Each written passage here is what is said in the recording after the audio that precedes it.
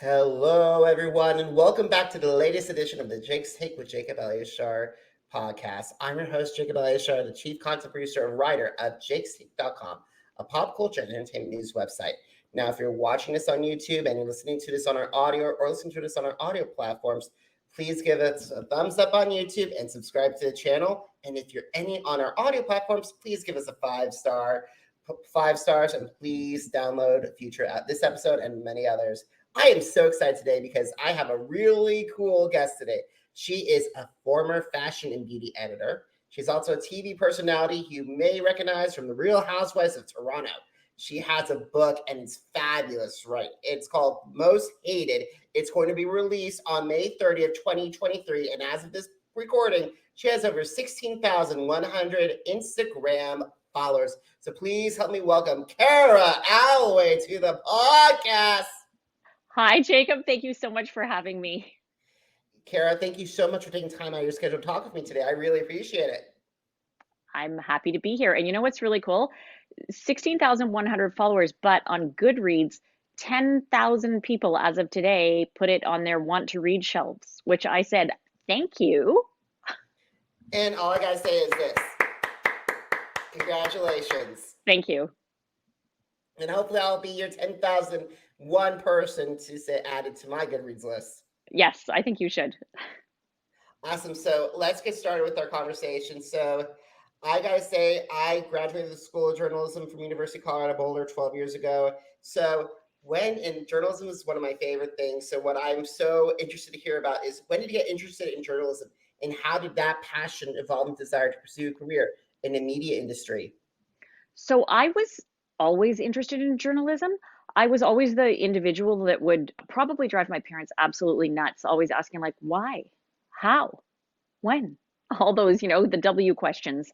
I never really understood what that meant. And I moved to Los Angeles, to Beverly Hills specifically, and I got a job as a private party coordinator at a really posh ladies who lunch restaurant on Cannon Drive called the Bistro Garden. It doesn't exist anymore. It's where Spago is now. But at the time, in its day, it was where the ladies who lunch would lunch. Nancy Reagan would be coming in. Kathy Lee Gifford would be wheeling Cody in. It was the spot to be.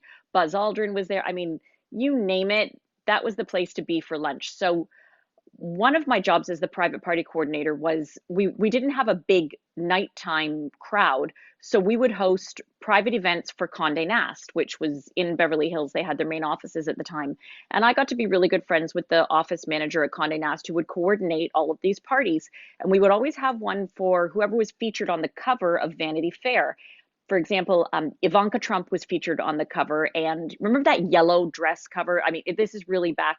This is a blast from the past, but it was in the 90s, and she had this yellow dress. So we did a party, and Conde Nast said, we want everything yellow, yellow flowers, yellow linens, yellow everything. So we would do these really splashy parties for people like that. And I said to the manager at Conde Nast, oh, I've always wanted to write for a magazine, but I don't know how. So she said to me, look, we have this new book starting. It's called Allure, and they're looking for people with a writing background, because Linda Wells was a journalist first, and she wanted people who were good writers first, and then who could investigate the topics of fashion and beauty with a journalistic approach. So she said, this office manager said, send us some samples of your writing. There's this new book starting. Maybe we could hire you. Well, I had never written for a magazine. I had no clue. So I called my mom back in the day before the internet, and well, we had the internet, but it was the early days of the internet. And I said, Mom, send me some writing samples from my university. So my dear mother sent me off my essays, Hamlet's Fatal Flaw of Procrastination, all typed out. I folded it up, sent it off to Conde Nast, dropped it off at their offices, and the office manager called me laughing and said, oh my gosh, you are crazy. I can't believe you sent this to us. And I was like, but that's the only sample of my writing. That's all I got. And she said, you know what? I think you're going to fit in here. So I got the job. And all of a sudden, here were these Allure offices that had nobody working at them except for an advertising manager, a West Coast editor who started out as Peggy Orr, who was married to this great artist, Eric Orr, and later it was Evan Seidel. And I was the assistant West Coast editor at Allure magazine. No clue what I was doing, but I learned real fast, and it was a dream job. That sounds amazing. That sounds incredible. And with Allure, and that's just amazing. So, and then all you work your way up. So you went from the assistant West Coast editor all the way to the editor in chief in INGEUNE Magazine. So, what were some of the challenges that you faced in both of these roles, and how did you prepare for your next chapter of your career? It was really interesting because when you are editing a magazine, there's always the feedback, and there's the dichotomy between the advertisers and your mission in the editorial department. And it's at Allure magazine, Linda Wells, when I first started my job there, gave us this memo and said, we will not pay any attention to who our advertisers are. I don't know if you've ever read the Linda Wells version of Allure, but it was basically like Consumer Reports for fashion and beauty. If there was a product in Allure magazine, you knew it had been tested and tried. It was the beauty Bible, for lack of a better word. I mean, she took everything that she had learned at journalism and the investigative reporting, and she put that into fashion and beauty. So, for example, for shampoo, she would go to the trichologists that were hair experts, they're medical professionals, and interview them and say, what ingredients do I need to look for if I want shiny hair, if I want smooth hair? So I went into my job at INGEUNE Magazine as editor in chief with this mindset. But not all magazines are like that because advertisers pay the bills. So that dichotomy and juggling that, wanting to respect who my advertisers were and include their products in the pages of my magazine, but at the same time, giving a fair delivery to my audience. And Ingenue was a teen magazine, so I felt passionate that it was my responsibility as an editor to deliver truthful news to teens because nobody can smell fake news better than a teen. So especially a teen girl. So I struggled with that, but I overcame it. But that was I would say that was my biggest issue. The other one was a lot of letters from people saying, your models are so thin, we don't like that. We don't want to see that. And another Linda Wells ism was she said, let me tell you something. When you're looking at a magazine, this is not a yearbook. Okay. This is not a family photo album. Clothes look good on a clothes hanger. Clothes look good on thin models. We're showing you the clothes. And there's so many sides to that argument, and it's such a dimensional argument, but I got it and I understood it. And I carried that also with me, saying, we have beautiful models in here because magazines are meant to be a little bit of aspiration, right? You're meant to dog ear the pages and say, like, I love the way that outfit looks. I want my version of that outfit. But it isn't a family photo album and it isn't a yearbook. So it's a lot like reality television. The best reality television shows have that secret sauce mix of relatability, but also the aspirational aspect. Case in point, the Kardashians. Everybody argues with their sibling, maybe not while they're driving a Lamborghini, but everybody argues with their sibling. So it's relatable, but at the same time, aspirational. And that's true because I've been covering on my platform since 2012 America's Got Talent and the Got Talent franchise, and that secret sauce is like you could do anything from ages, no matter if you're a 45-year-old stay-at-home mom that can sing opera, or a 12-year-old ventriloquist that can knock it out of the park, or even a choir of all of a diverse choir from that have different beliefs or like different regarding politics and gender and everything, but come together to make one big sound. That's the secret sauce. And like also, if you look at like the Big Brother or Survivor, there's the competitive and strategy side as well.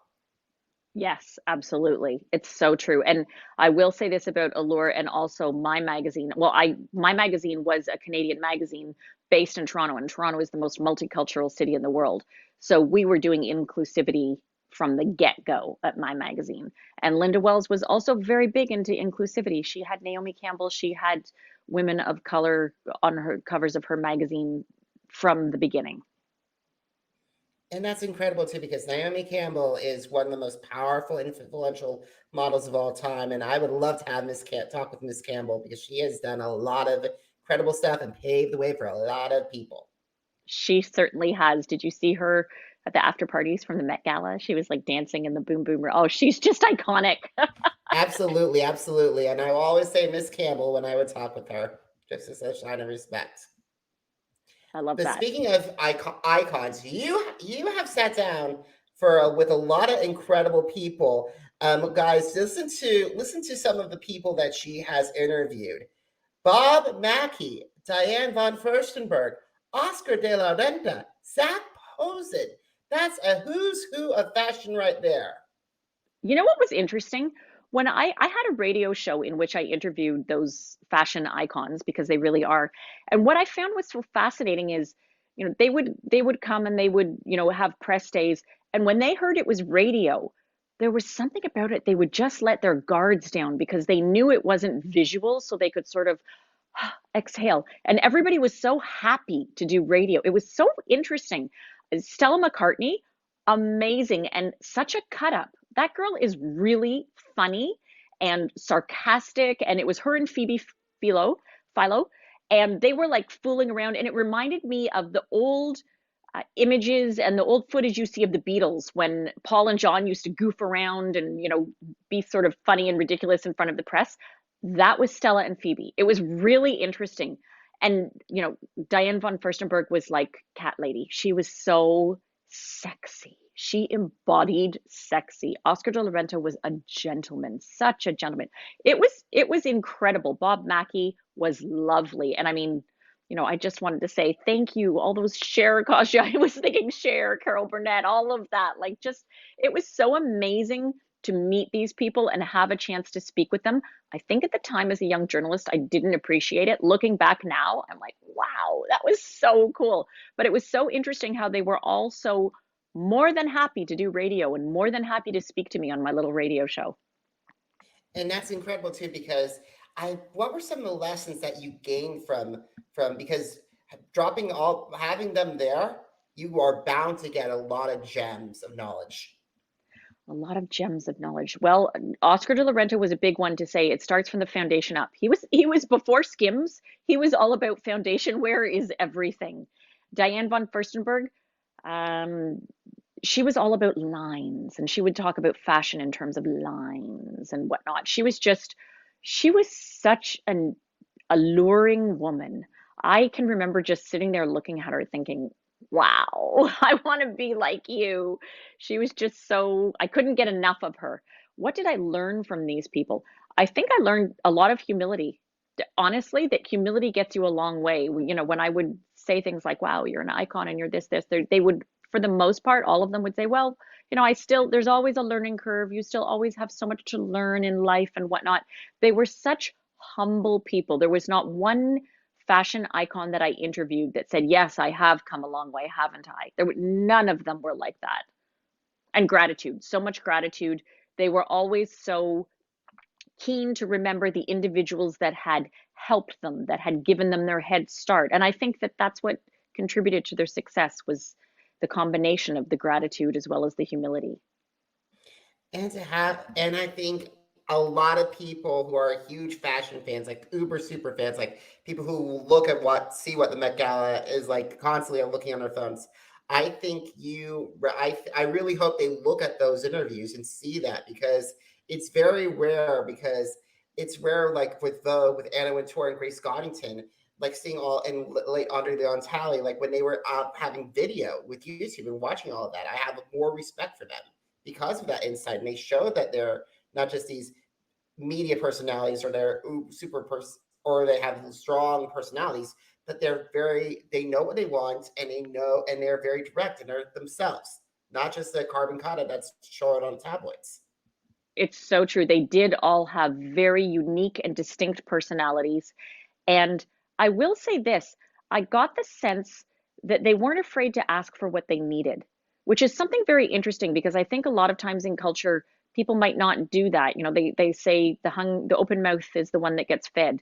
And I got the sense that they were okay to ask for, in a very respectful way, to ask for what they needed in so many ways. I know that's such a general statement, but a lot of times I think people don't do that. And when you internalize that, which I'm sort of making a little bit of a segue into my book, because I think women specifically do that, not being forthright with other women and internalizing frustrations, which leads to, this internalized female misogyny. It leads to, a little bit of anger, deep seated, the whole put it in your pocket idea. That doesn't work. And these people, I just sensed they weren't afraid, just in the interview setting, if we were in an office doing an interview or something like that, and they would say, please, close the shades, or I'm going to need some water now, not in a prima donna way, but just in a very respectful, I'm not afraid to ask for what it is I need. Absolutely, absolutely. And since you brought up most hated, let's talk about that, shall we? So it will be released, everyone, on May 30th, 2023. So how long did it take you to create this novel? And did any draw from your work in either reality television or from your previous life as a journalist or as a radio host? So if I told you this book took me 50 years to write, I wouldn't be lying. I always knew I had a novel in me. And it's funny because my husband would joke with me after we were married saying, "Yes, I know you have this epic novel inside you," but I always knew I was always fascinated with female relationships and the way females interacted with each other. And after I finished doing the Toronto franchise of Housewives, I was, still sort of spinning from the tornado of what I had been involved in. And somehow or another, a copy of Dr. Phyllis Chesler's Woman's Inhumanity to Woman landed in my hands. And I read it cover to cover more than once. And I inhaled this book and I said, wow, there is so much in here that could inform characterization in my novel. When I started doing Housewives, I had always known I was going to write this novel about girls. And I come from an all girls family. We had mainly female cousins. I went to an all girls school. Girls were such a part of my life, but I didn't know what the background was. So when I did Housewives before it was even, on the table, I knew that that was going to be the background for my novel. I just felt like this is a great setting. And that's what Housewives is. It's the platter that serves the content of the fillet that is the meat and potatoes of this novel. So Dr. Phyllis Chesler's novel really informed a lot of the characterization, a lot of the emotions, the anxiety, a lot of everything that I went through in the course of my own experience filming Housewives informed the characterization. And I just felt like I needed to talk about what I had experienced as well as what I had delivered. I mean, I am not all innocent. Like, I've been on both sides of this coin, what I delivered and what I experienced in terms of that interesting phrase, misplaced or internalized, however you want to say it, female misogyny, which is, we're seeing it right now in the Scandal incident. I heard an interview and someone was saying, why do you think people are so fascinated with Katie and Ariana and Raquel? Why, and Tom, like, why is this so fascinating? Well, they're fascinated with Ariana and Raquel because women mistreating other women is fascinating. Women are relational creatures. And as relational creatures, seeing these relationships go sideways, I think of Kate and Megan, I think of Selena versus Haley. It's fascinating to watch. It's like the accident at the side of the road. And I had experienced this and I said, you know what? I got to talk about this. And this book by Dr. Phyllis Chesler, it's a nonfiction book. And I know my publisher is listening to this, pulling her hair out, going, can you stop selling Dr. Phyllis Chesler's book? She's going to have to go into a second print. She's this lovely 80-year-old, brilliant second generation feminist that lives in New York. And I hope her book does have to go into a third print and a fourth print because it's such good stuff. But in this book, she addresses this and she says, look, I think she spends about 7 pages of her introduction saying, I'm not going to be very popular for bringing this up because it's a little bit of friendly fire within the sisterhood. Maybe we don't want to talk about this because, you've come a long way, baby, and we're making all these strides. But we have to get it straight within our own team first before we can go out there and fight the enemy. And there's a lot that's wrong. And it starts at age 8 on the playground. It starts with, when little boys have issues with each other, they tussle. When little girls have issues with each other, they internalize it. They put it in their pocket. They take it home. And I'm not saying we should have increased physicality with girls, but we need to teach young women how to deal with this anger, with this frustration. And within groups of girls in the playground at age 8, it's very tribal. And if you're at the top of the pecking order and people don't subscribe to how you think, how do you punish the people, the independent thinkers, the truth tellers? By gossiping, by shunning, and by slandering. And that's where it has to stop. Somebody said to me, if you could have a t-shirt made, what would your, big thing be that you would want to say and come out of this? And I thought, there's a lot of words within the English language that we have deemed toxic and that we have been very successful at eliminating and saying no, and teaching our children, if that word is said, no, you walk away, you say, that's not how we speak, that's not right. If I could make some sort of campaign that taught young children, when you hear someone gossiping about someone else, you walk away. You say, no, that's not cool. We're not doing that. That's where we need to begin.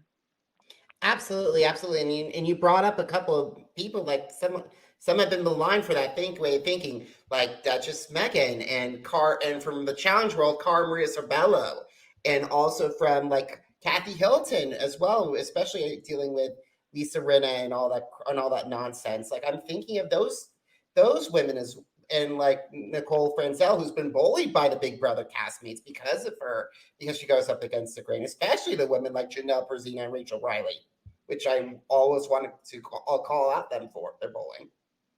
Yeah, it's very interesting when we before we started filming Housewives, and this is in the book, and somebody said to me, that doesn't really happen, does it?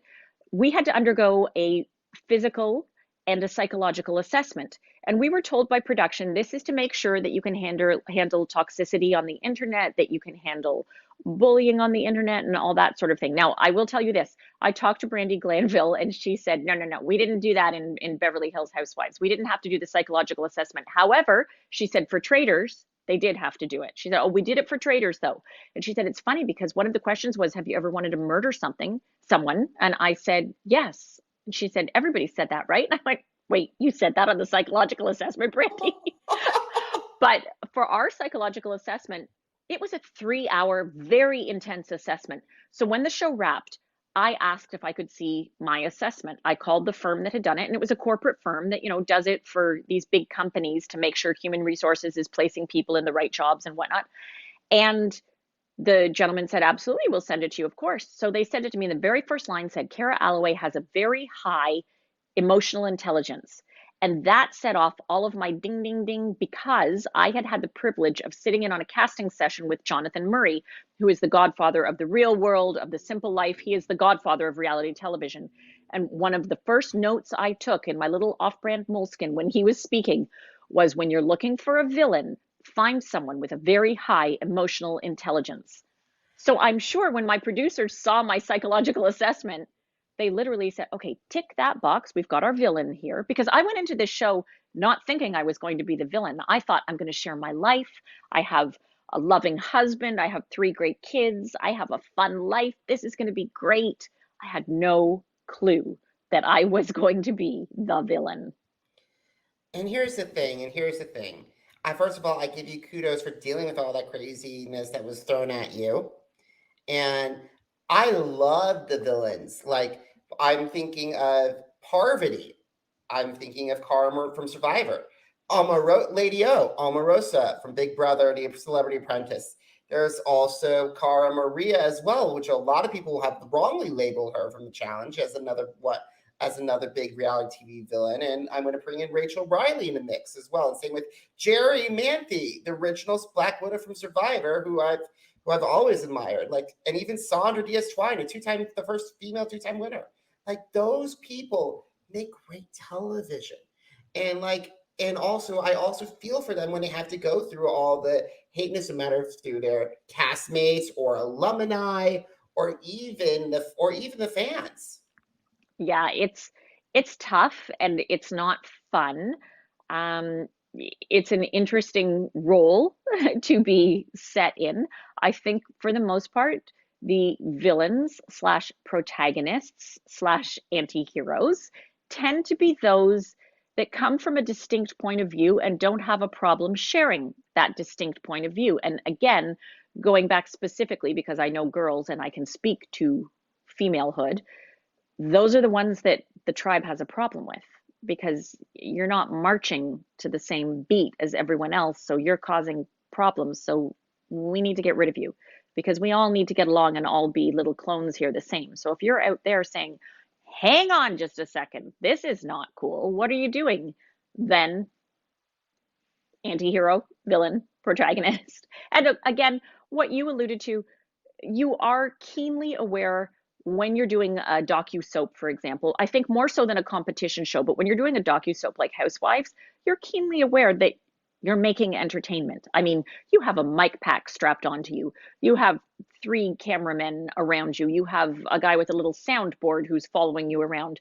You're keenly aware that you are there to entertain. So there were a couple times during my show, because I was the pot stirrer, that I said, enough, that's it. I'm not doing this anymore. And one was, we went on a boat and we were on a boat cruise. And I said, this is it. Today I am not saying anything. I'm not going to stir the pot. So I sat back on this boat and the other girls were talking back and forth.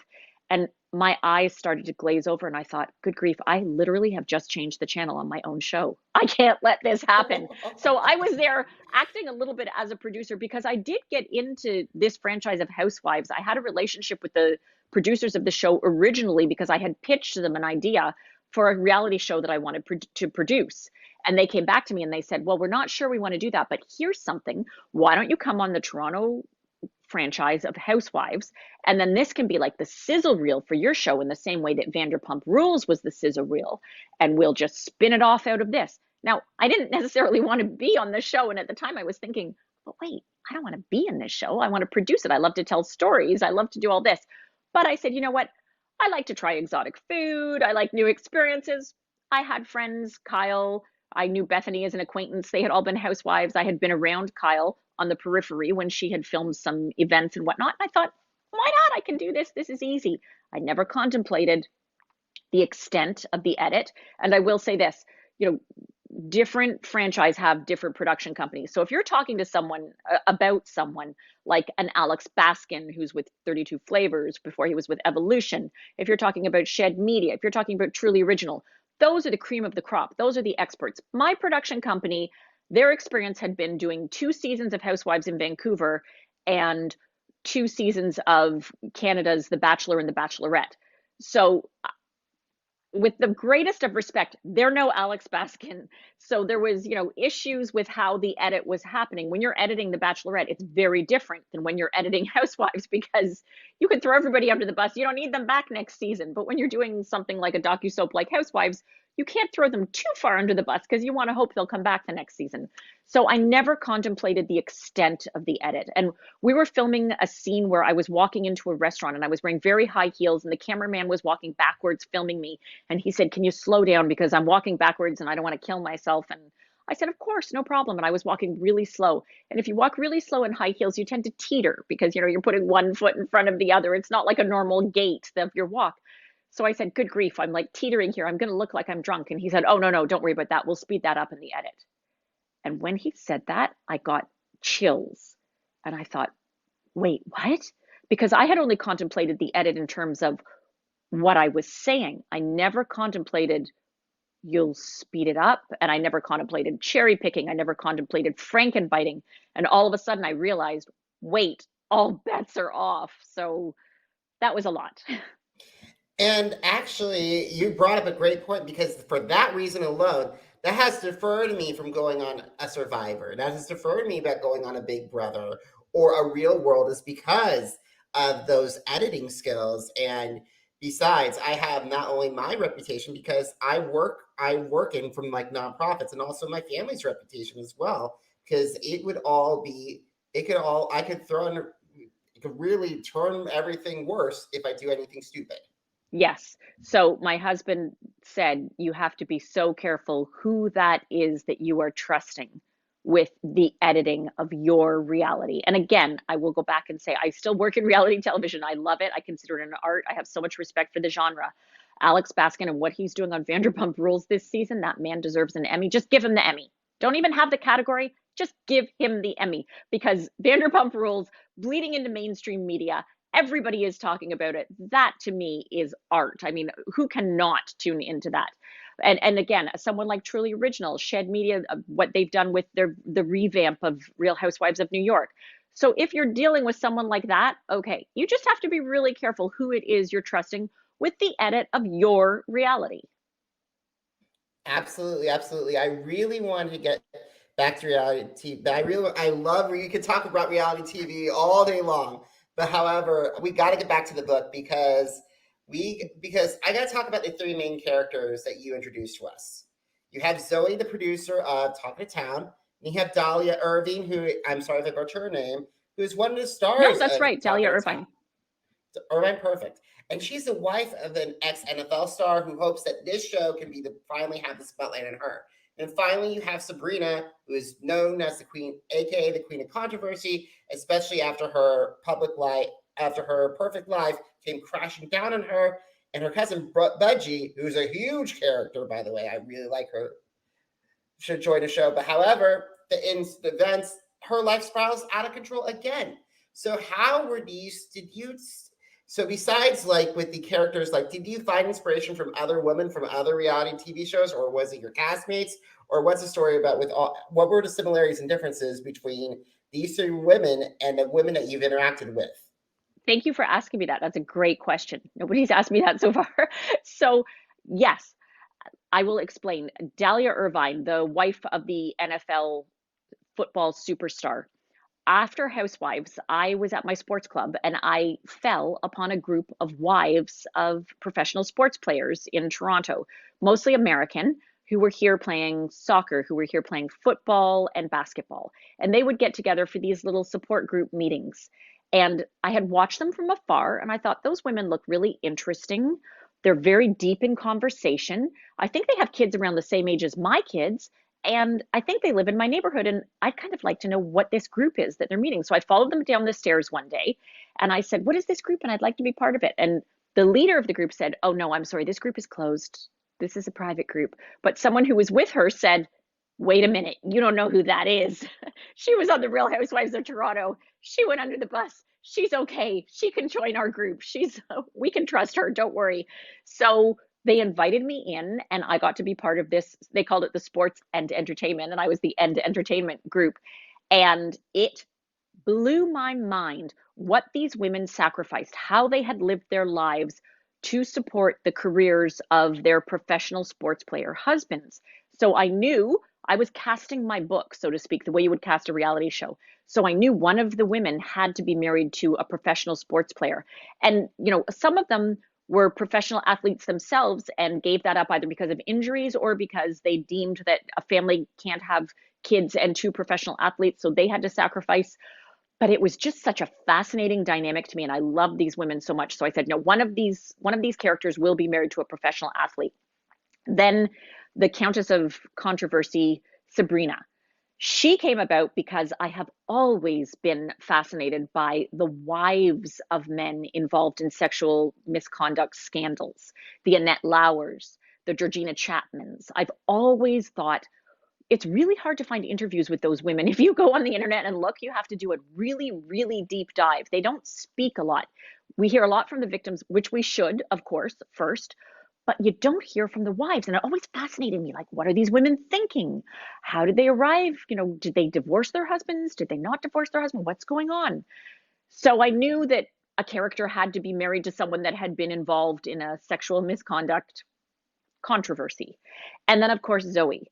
Well, I lived and breathed with talent producers and story producers on my show. And there was a lot that was fabulous and there was a lot that was not so fabulous. So I thought, what if one of these talent producers was like a loose cannon, was out of control, was just willing to do whatever it took to get the best edit? That's the character I want to see. How far will she go? How far can we press her? So I have to say, people say, who's your favorite character? I love Mariana, who is the sex toy CEO, but I also really love Zoe because she's so determined, she's so driven, and she's so whack that she will do whatever it takes to make her show the best. And all I got to say is if there's a movie most hated, please consider Tina Fey as Zoe because I immediately thought of Liz Lemon when I saw her in that. I love that cat. You can help me cast it, okay? I love that. And Mariana, when you put out the Fran Drescher, I'm like, oh my God. When you put Fran Drescher in there, I'm like, okay, that's Mariana, Fran Drescher. Yes, with the annoying voice that like you just kind of go, oh, how can she talk like that? Yeah, but here's the thing. I really love and respect Fran Drescher, so I gotta say that. Same, absolutely, 100%. And it's interesting. I just finished the Audible version of my book, and the actress, I don't know how she does it. I mean, the personalities she can pull, I honestly don't know how she did it because she pulls the voices for everybody. And the voice that she landed on for Mariana was so perfect. But actually, again, Mariana is a character I love. So she has a voice that's a little hard to handle. But you know what? She is a career woman. She is who she says she is, and she tells it like she feels it. So I had a lot of fun with these women. Actually, I had a lot of fun with all the women. Absolutely. And speaking of some of the women, I definitely think I am like when you were talking about we were talking about Sabrina, I immediately gravitated towards Meghan Markle for the Duchess of Sussex because I gravitated towards her. And then for Dahlia, I was thinking of Giselle Bundchen for some Oh, reason. beautiful. Yeah. So she was, when you're writing, you get these characters that come into your mind and out of your mind and whatnot. So she does have there is a little Giselle in Dahlia, very much so. And there's Absolutely. definitely a little bit of Megan in Sabrina, 100%, because Sabrina was an actress and then gave all that up. And she didn't marry a royal per se, but she married a titled aristocrat from England. So there is a little bit of that. Yeah, but here's the thing with the biggest difference between Sabrina and Megan. At least Megan has a really, really good husband. Yes, absolutely. And Sabrina just married a narcissist that was way older than her because she was the little pinball in the pinball machine and didn't quite know what to do next and had nobody guiding her. So she just thought, okay, time to get married. I got Everyone needs to really look at the red flags. If you see a red flag or red alarm, and if like what just like what B. Goldberg said in her advice book, run. Yeah, I agree, actually. That's great advice. It really is. Alrighty, Kara, we gotta continue. We gotta start winding down our conversation. But before we start winding down, um, so we gotta talk about how the Real Housewives of Toronto helped you shape how like you participating in series understand your working reality TV better. Because I've always loved.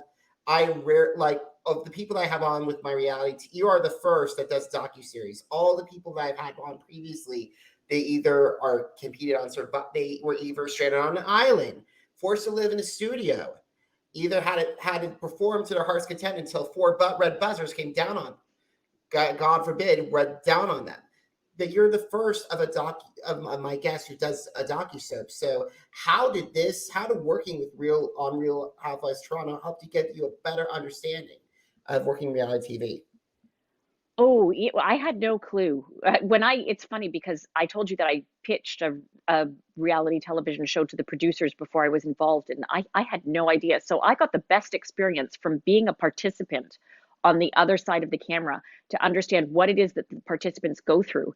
And I think that what I tried to capture in the novel is the level of anxiety with filming. I liken it to a boxing match. So say you're going to do a scene in a restaurant with another participant.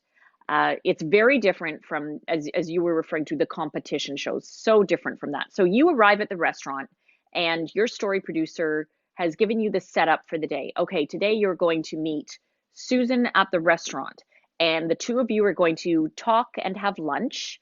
And you order your lunch in advance. They send you the copy of the menu and say, what would you like to eat? But you are going to fake order when you get there anyway. But they want it to be ready and not waiting too long.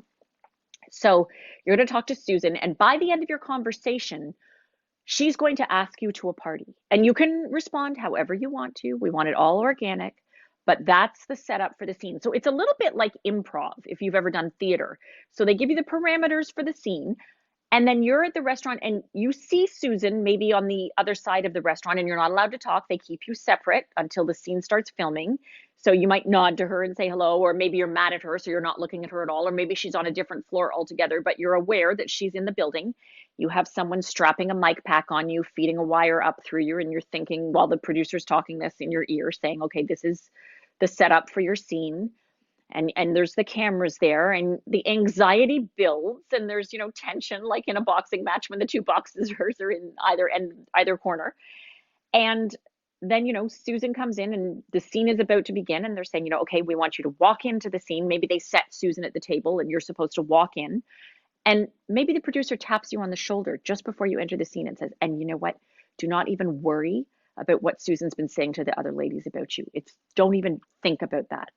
And this catches you off guard, and you're sort of like, wait, what has Susan been saying to the other ladies? Because what I think a lot of people on docusoaps forget while they're filming it, and I think a lot of people watching them forget, is you're so caught up in your world and your whirlpool and all the action that's going on, but the whole time you're doing this, everybody else is filming their story, and everybody else is filming their point of view, and that's all going on too. And I tried to capture that in the book because I remember Dahlia was like, wait, what? They got together and had lunch? They did? Because she is so involved in what her narrative is that she completely forgot that there are 5 other women on this show that are also filming their narratives going on while she's doing hers.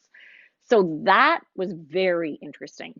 And then again, the importance of being a producer who merits the trust of your participants. That really rung home to me because unfortunately, in my experience, I didn't have that. And again, that's not the universal experience. From speaking to other housewives on other franchise, there are excellent producers out there who merit the trust of their participants and who make great organic drama by just setting up that boxing match and saying, ding, ding, ding, away you go, girls. Absolutely, absolutely. I gotta say, Nene, Teresa, those 2 women, I immediately come to mind when you talk, bring that up. Absolutely. Yeah, they're pros and they're experts at it. And you do get better at it as it goes along. You know, the first couple scenes, I can remember personally for myself, I was really nervous and you're always thinking while you're interacting with these people. So, you know, say you're having a discussion with someone, you're also aware that you're being filmed. So I like to use the analogy of, you know, somebody says, but it's supposed to be all natural. Sure. So imagine yourself brushing your teeth and there's no cameras and you're just brushing your teeth as you would. Now, they say just brush your teeth naturally, but you're being filmed doing it. You're definitely, no matter what you say, you're going to be different. You're not going to let the toothpaste run down. You're going to, you know, stand a little taller. You're going to make sure your hair is a little better. You're going to hold your arm a little firm. You know, you're just going to be the little things you're keenly aware of. So there's all this information coming in your head, like, don't forget you're being filmed. Don't forget about the tone of your voice.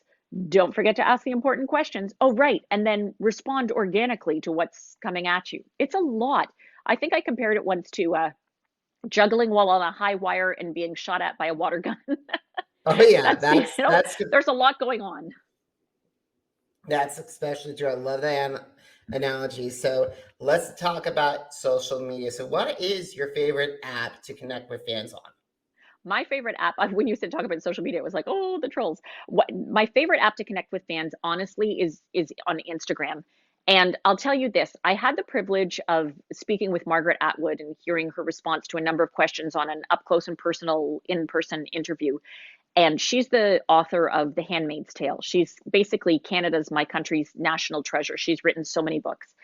And somebody said to her, you know, oh, when you were writing, did you think of this? The interviewer was asking the question. And she's like such a glorious 80-plus-year-old lady. And she looked at him with a very straight face and she said, let me tell you something. Writers write to evoke. You tell me what you saw when you read my book. You tell me what you felt. And that's it. Writers write to evoke. So I love to connect with people on social media, on Instagram, on Facebook. My Instagram is at Kara Alloway. If people read the book, write me and tell me what you thought. I love nothing more than not just reading reviews, but hearing back from the reader and hearing, like today, Jacob, what you were telling me, what resonated with you, what you liked, what, you know, the characters that spoke to you. I love that.